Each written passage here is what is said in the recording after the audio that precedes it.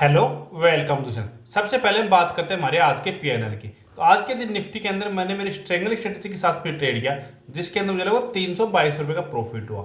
मतलब ये प्रॉफिट मेरा ना के समान है, इतना तो मेरा लगभग चार्जेस भी हो गया होगा। वो मैं आपको चार्जेस भी दिखाऊंगा। तो यहाँ पे आप देखोगे तो 24,950 की मैंने पुट को शेयर किया था और 25,000 की मैंने कॉल को शेयर किया था।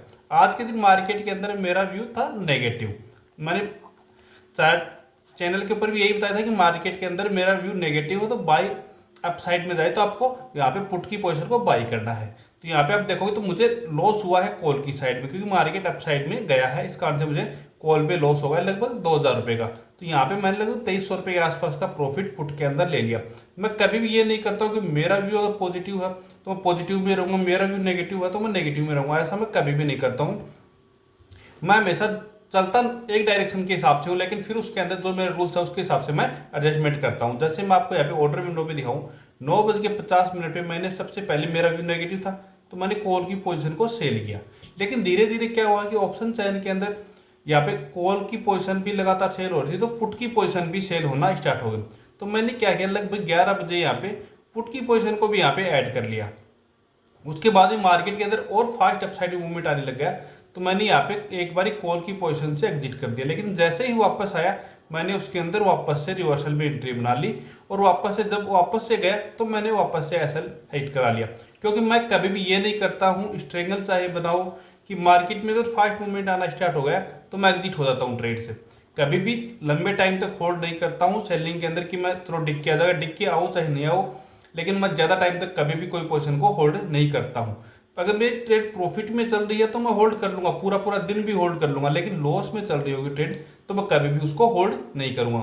यहाँ पे आप देखोगे तो मैंने लगभग 3:26 पे एग्जिट किया है। मतलब मैंने 10 बजे ट्रेड बनाया था, 10 बजे से स्टार्ट किया था, 3 बजे तक मैंने ट्रेड को रखा, 3:30 बजे तक लास्ट टाइम पे मैंने एग्जिट किया। मतलब पूरे दिन रखा, लेकिन प्रॉफिट नहीं हुआ तो नहीं हुआ, कि कोई बात नहीं। बहुत से दिन ऐसे आते हैं कि जिस दिन हमें प्रॉफिट नहीं भी मिलेगा। जैसे मैं चलो आपको यहाँ पे दिखा देता हूँ, तो आज के दिन लगभग मेरे 200 रुपये के चार्जेस हो गए और 300 रुपये के आसपास का प्रॉफिट है। मतलब कोई प्रॉफिट नहीं हुआ, 100 रुपये का प्रॉफिट हुआ तो ना के समान है। लेकिन कोई बात नहीं, मैं लॉस के अंदर बंद नहीं हुआ, और लॉस के अंदर हम बंद नहीं होते तो प्रॉफिट अपना अपने आप ही इंक्रीज हो जाता है। जैसे मैं आपको दिखाता हूँ कि इस मंथ में थोड़ा मैं आपको दिखा देता हूँ कि क्या हुआ अभी तक। तो जैसे अपन कंसोल में गए, क्योंकि धीरे धीरे आप मेरे प्रॉफिट लॉस को भी देखोगे तो आपको कॉन्फिडेंस आएगा कि हाँ चलो ट्रेडिंग के अंदर प्रॉफिट तो बन रहा, चाहे वो धीरे बने।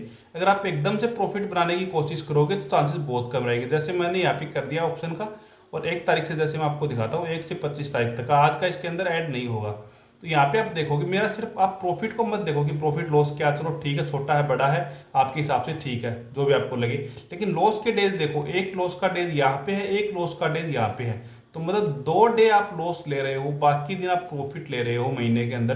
तो उसके अंदर दिक्कत क्या है? ऐसे आप ट्रेडिंग करते हो तो उसमें कोई दिक्कत नहीं। ये भी नहीं कि बहुत बड़े चार्जेस होंगे मेरे, लगभग 2,300 रुपये के आसपास के मेरे चार्जेस। तो चार्जेस भी बहुत ज़्यादा नहीं है। ये मानो कि डेली का एवरेज मेरा 200 रुपये या फिर 150 रुपये के आसपास का ही चार्जेस का एवरेज आ रहा है। तो ये बहुत ज़्यादा चार्जेस भी नहीं है। तो आप सही डिसिप्लिन से सही तरीके से ट्रेड करो। ये मत देखो कि आप रिटर्न 100% रिटर्न बनाने के लिए आप ट्रेड मत करो कभी भी। आप ये सोचो कि मैं लॉस में बहुत कम दिन हूँ, जैसे मैं यहाँ पे हूँ सिर्फ 2 डेज लॉस में। तो इसी तरीके से आप भी ऐसी स्ट्रेटेजी के ऊपर काम करो जिसके अंदर आप लॉस बहुत कम रहो। अभी चलो हम आगे चलते हैं और कल के दिन हम कैसे काम कर सकते हैं वो देखते हैं। तो हमारा पीएनएल था, चलो मैंने शेयर कर दिया, बाकी ज़्यादा मैं नहीं करता हूँ, एक बार लास्ट में ही मंथ के एंड में बनाता हूँ। अभी चलो हम ऑप्शन चैन देखेंगे पहले कि ऑप्शन चैन के हिसाब से हमें क्या दिखा रहा है मार्केट, फिर हम देखेंगे कि हमारे सपोर्ट और रेजिस्टेंस क्या रहेंगे, हम ट्रेड कैसे करनी है। तो सबसे पहले हम पीसीआर की वैल्यू देख लेते हैं। तो पीसीआर की वैल्यू हमारी क्या है, जिससे हमें थोड़ा सा व्यू का पता चलेगा, 78 है। चलो 78 है, मतलब मार्केट का व्यू नेगेटिव है। और मॉर्निंग से ही मैं आपको यही बता रहा था कि मार्केट व्यू नेगेटिव है, मार्केट नीचे आ सकता है, लेकिन नहीं आया। कोई बात नहीं, छोटा मोटा नीचे भी आया, ये भी नीचे आया ही नहीं है। आया अगर हम डायरेक्टली एक साइड में ट्रेड करते तो भी हमें प्रॉफिट होता। अब यहाँ पे आप देखोगे तो 25,000 की कॉल के ऊपर बहुत ज़्यादा ओआई है, लेकिन साथ में हो क्या रहा है, पुट के अंदर भी ओआई है। पीसीआर की वैल्यू चलो इनसे भी आ रही होगी, यहाँ पे कम है, इधर ज़्यादा है ओआई, इसके कारण से पीसीआर की वैल्यू नेगेटिव दिखा रही है। लेकिन मार्केट इतना ज़्यादा नेगेटिव अब नहीं है, क्योंकि अगर कल के दिन फ्लैट ओपन होता है इसकी वैल्यू भी इसके आसपास चला जाता है, चाहे पीसीआर की वैल्यू हमें नेगेटिव दिखाओ, वहाँ पे हमारे लिए मार्केट साइडवेज ही रहेगा। तो साइडवेज रहेगा तो 25,000 के आसपास, जैसे मैंने आज के दिन स्ट्रेंगल बनाया है, शेडो बनाया है, इस तरीके से आप भी बना सकते हो ऑप्शन चैन के हिसाब से। अब चलो हम चार्ट के ऊपर चलते हैं और चार्ट से देखते हैं हम कि कल कैसे कैसे ट्रेड हम कर सकते हैं। तो सबसे पहले मैंने चैनल के ऊपर यही ट्रेड डाला था कि 25,000 के आसपास अगर हमें मिलेगा तो मार्केट के अंदर एक बार हमें सेलिंग करनी है। तो फर्स्ट ट्रेड मैंने यहाँ पे भी दिया था इतना के लिए, इसमें भी अच्छा खासा प्रॉफिट बुक हुआ। उसके बाद ये मार्केट लगातार अप साइड में ही चलता रहा और फिर यहाँ से वापस से डिप आया। ये 25,000 का एक राउंड लेवल था, इसी कारण से मार्केट ने आज के दिन इतने नाटक किए। नहीं तो अगर इसको नीचे आना होता तो यहीं से नीचे आ जाता या फिर अप साइड में जाना होता तो अप साइड में भी जा सकता था। अब हम देखते हैं कल के दिन कैसे काम कर सकते हैं। तो पहला हमारा ये रहेगा कि 25,000 20 या 30, 25 0 30 अपन मान लेते हैं। इससे नीचे है मार्केट जब तक हम अप साइड के लिए डायरेक्शनल के हिसाब से ट्रेड पे नहीं बैठेंगे। क्यों नहीं बैठेंगे? क्योंकि अगर हम पहले बैठ गए, कॉल की पोजीशन को बाई कर लिया, मार्केट ने यहीं पे रेंज बना दिया तो थीटा डी के कारण हमें लॉस हो जाएगा। तो इसलिए हमें बायर को खास करके ध्यान रखना है। अगर हम सेलर हैं तो हमें कैसे ट्रेड बनानी है? तो सेलर तो मेरा सबसे इजी स्ट्रेटजी यही रहता है कि क्या किया, जैसे मैंने मार्केट 25,000 के पास ओपन हुआ तो मैंने कॉल और पुट दोनों को सेल कर दिया। उसके बाद में मैं क्या रखता हूँ, जैसे मार्केट अप साइड में गया तो मैंने कॉल से एग्जिट कर दिया। वहाँ पे क्या करूँगा, मैं सी से एग्जिट हो जाऊँगा और पुट की पोजीशन को मैं होल्ड करूँगा कि जिससे मैं वहाँ पे बड़ा प्रॉफिट कमा सकूँ। तो आप भी ट्रेडिंग करो तो इस तरीके से आप लॉजिक लगा के ट्रेड करो कि चलो मैं एक साइड में स्ट्रगल बना रहा हूँ तो एक साइड में छोटा सा ऐसा लेता हूँ और उसके बाद में डायरेक्शनल में मार्केट होता है तो वहाँ पे मैं एक बड़ा प्रॉफिट कमा सकूँ। आप इस तरीके से अगर आप पूरा दिन स्ट्रेंगल के अंदर बैठे रहोगे तो आप प्रॉफिट नहीं कमा पाओगे, कम कमा पाओगे। क्यों नहीं कमा पाओगे?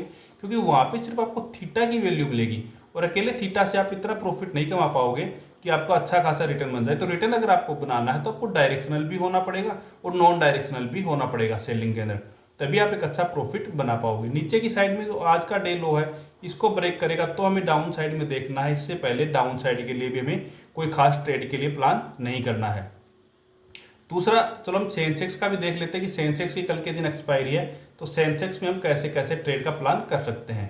सेंसेक्स में हमारा main zero to hero trade ही रहेगा कि अगर जीरो टू हीरो ट्रेड बनता है तो हमें कहाँ पे बना लेना चाहिए या फिर है या नहीं है।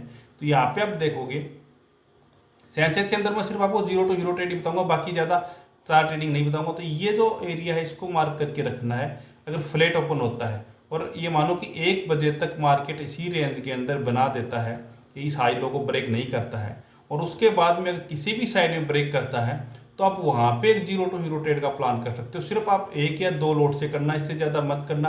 और जैसे आपने 10 वाले को बाई किया तो कम से कम आप वहाँ पे 70-80 पॉइंट का टारगेट रखना।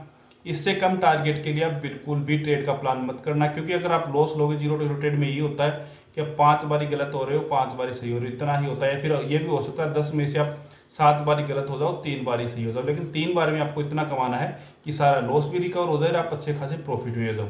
तो जीरो टू हीरो ट्रेड के हिसाब से हमारे लिए ये ट्रेड बन रहा है। अगर आप सेलर हो तो आप कहीं भी सेलिंग कर सकते हो। कल के दिन यहाँ पे अगर फ्लैट ओपन होता है इससे ऊपर की कॉल को सेल कर लेना, इससे नीचे की पुट को सेल कर लेना और मार्केट जब तक इनको ब्रेक ना करे आप इस रेंज के अंदर रख लेना।